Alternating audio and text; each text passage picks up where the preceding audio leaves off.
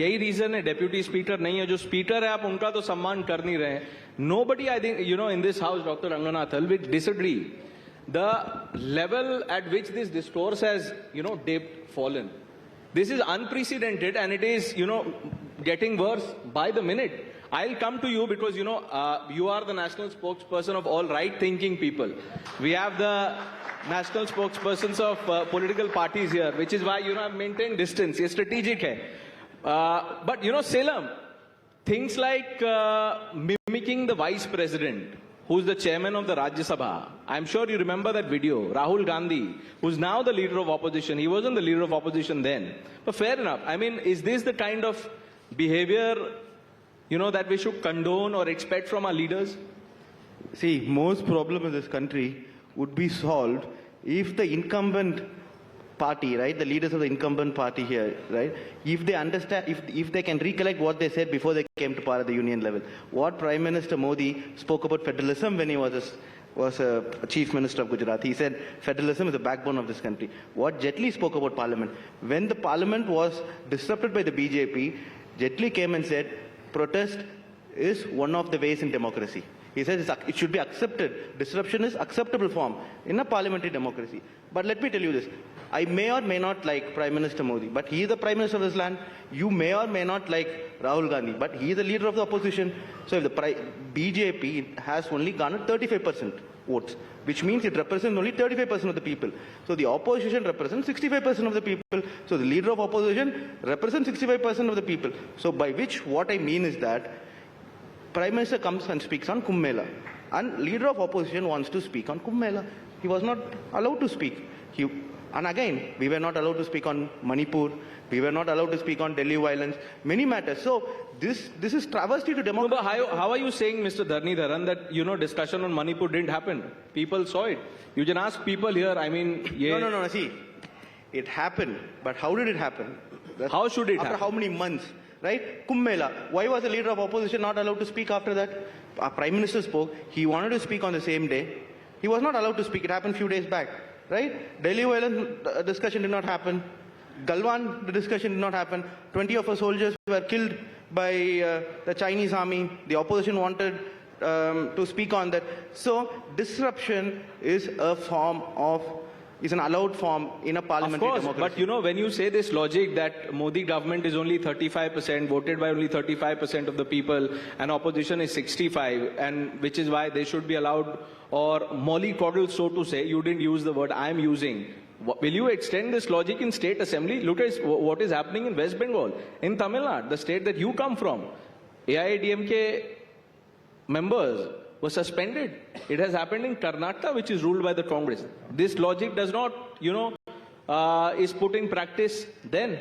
No, see, I think that's not the right approach. I'll tell you this, right? There's a saying, right? Opposition has its say. Treasury benches has its way, right? At the least, what we have is to say something on the matter. Let's be allowed to say. Now you go take Tamil Nadu, Karnataka, but all this you can give anecdotes. But the point is, opposition should have its voice. What is the job of opposition? To keep the ruling party under check, to criticize. For anything and everything, there could be a downside to it. So the opposition parties will bring out the downside for the betterment of the country. The people are watching, they may take it or they may not take it. Why have a problem with even to hear a voice of dissent? Okay. Right? That's Mr. Bhatia, answer the question. Now, Salem is quoting Mr. Jaitley when he said obstruction is good for parliament, it has greater benefits, quote unquote. He is saying, why don't you follow that example? Yeah. A very good afternoon to everyone. First of all, I would say that they're talking about discussion. To have a meaningful discussion in the parliament, you need to have a good attendance in the parliament. What is the attendance of Mr. Rahul Gandhi? His track record as an MP, is below 50% attendance. Same for Akhilesh Yadav. And I just want to say one thing. You criticize us, you condemn, you also make suggestions. Those are welcome. But when you start demeaning our rich cultural ethos, our history, our pride, when you start attacking that, that is unparliamentary and is not acceptable. Let me cite an example. 67 crore Hindus were proud of the fact that the largest congregation of mankind took place in Prayagraj. But by the opposition parties, they were not just demeaning the Hindus. They were demeaning the Indian identity. RJD Lalu Prasad Yadav called it Faltu Kumbh. Mamata Banerjee said it's Mrityu Kumbh. And I want to say this, you may hate the BJP and also there is freedom to hate the Prime Minister also. I concede. But you can't start hating Bharat, our country. And it is unacceptable that when we talk about discussion, they would indulge in unparliamentary language. Two, it is a fight of redeeming our cultural heritage also. We have the right to decide who our national heroes are. Now I would ask the lovely audience here, Samajwadi Party leader, he was saying Aurangzeb is a great ruler. I want to ask, Guru Gobind Singh Ji and Chhatrapati Sambhaji Maharaj, they gave their life to fight for the Hindus and for the minorities at that time, and we have the right to call them our heroes. But they would say, no, it is Aurangzeb which is our... No, Mr. Bharti, I don't think anybody here would disagree with the larger point you're making. But, like you said, the opposition hates Prime Minister Modi. They would say that, you stop mocking and ridiculing Rahul Gandhi. No, I don't think that we have ever seen the Prime Minister winking in the Parliament House itself. Doing a flying kiss to another female MP who's demeaning the sanctity of the Parliament and respecting the relationship between a brother and a sister. But being a lawyer, I'm a senior advocate practicing in the Supreme Court. There is a decorum that is to be maintained at these places, be it the Parliament or the Supreme Court or the High Court. Right. Did we not see how Rahul Gandhi was acting inappropriately, to say the least, when he was interacting with Priyanka Gandhi Vadra? As I see it, there are two MPs who have a lot of Salem is responsibility answering that on them. question. No, so my point is this. Okay, let's assume the LOP is making a point that's nonsense.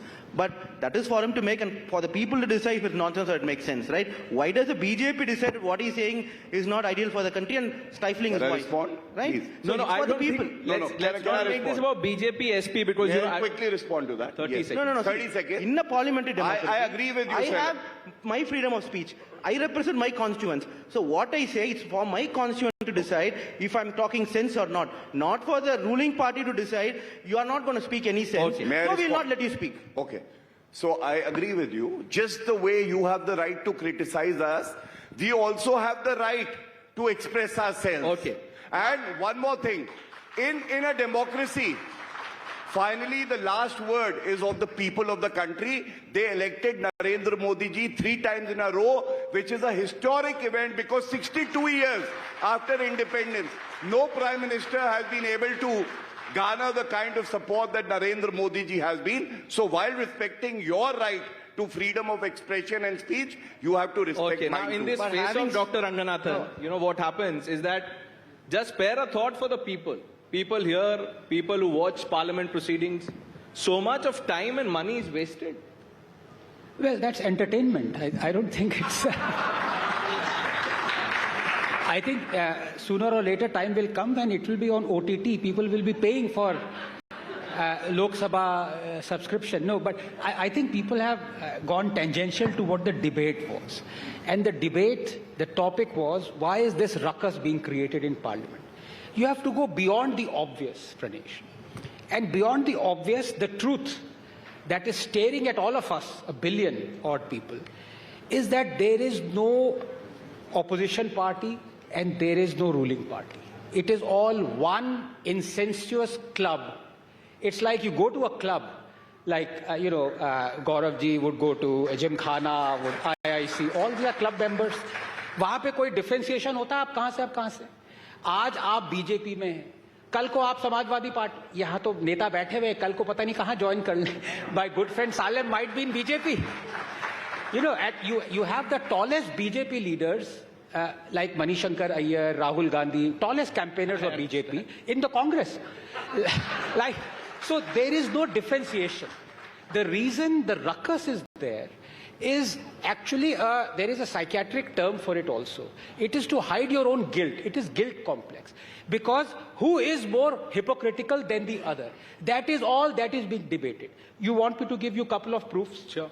The biggest proof that hangs out is where the ruling party could have been hung out to dry was on anonymous electoral bonds. There was huge ruckus. There was disruption for a week. And who was disrupting? Samajwadi Party, DMK, Aam Aadmi Party, Congress. They were saying it is the biggest scam in independent India. The obvious question that we should have asked is, why are you disrupting when you took thousands of crores through the same scam? And no one was willing to return it, even till this minute. Now, why on earth are they disrupting something that they are taking part in? You have DMK. Now, I don't want to ask because he's a very good friend. They took money through anonymous electoral bonds. No, you're saying and he's in a the good parliament, friend. they were Are you saying, part how of the dare club? BJP take? Are you part of the club? See, So they are all part of the club. Congress took 1,600 crores through the same anonymous electoral bonds that think they it's logical. disrupted the parliament for a week, Right. saying it's the biggest scam. That's just one proof. Very quickly, let me give you a couple of other proofs. Adani. Nobody has disrupted the parliament more than Adani. I mean, not physically, but you know, that issue. Now, the obvious question, yes, the government needs to answer. Of course it does. But who is asking? The Congress is saying Adani is corrupt. Why have you invested in him? When the same Congress and its Congress states have invested more than 90,000 crores in Adani Industries. That's right. On what face are they disrupting the parliament? When their allies, DMK, TMC, Pinarayi Vijayan, communists, have given 15,000 crores to Adani to make ports. And you are saying Adani is corrupt? And It's the- like my saying that, look, Gaurav Bhatia, I'm not going to hire Gaurav Bhatia because he's a corrupt lawyer, and I hire him. No, I mean, he's an absolute, and if there is a contempt of court on me, I will only hire Gaurav Bhatia ji. But I'm trying to tell you that is the problem. No, So I- it's an incestuous club Okay. that is trying to fight with each other. Who is the lesser hypocrite than the other? Let's get the MP